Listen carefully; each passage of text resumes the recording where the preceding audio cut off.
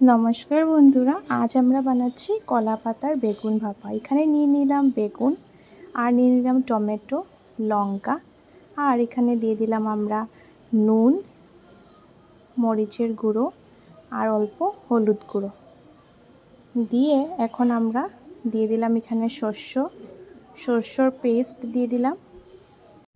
এখন ভালো করে মেখে নিচ্ছি। এই রেসিপিটাও একদমই ইজি আর খেতে অনেক বেশি ভালো লাগে ভাতের সাথে। আপনারা অবশ্যই বাড়িতে ট্রাই করে দেখবেন।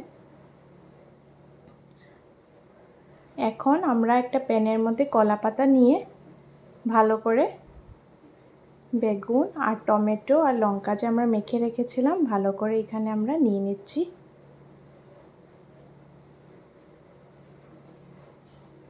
এইভাবে করে আমরা ভালো করে সাজিয়ে নিব। তারপর আমরা উপর থেকে কলা পাতা ঢাকা দিয়ে দিব।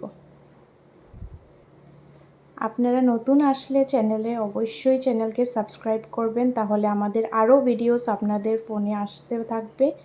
আর কোনো রেসিপি যদি আপনারা দেখতে চান অবশ্যই কমেন্টে জানাবেন, আমরা চেষ্টা করব আপনাদের জন্য রেসিপিটা নিয়ে আসার জন্য।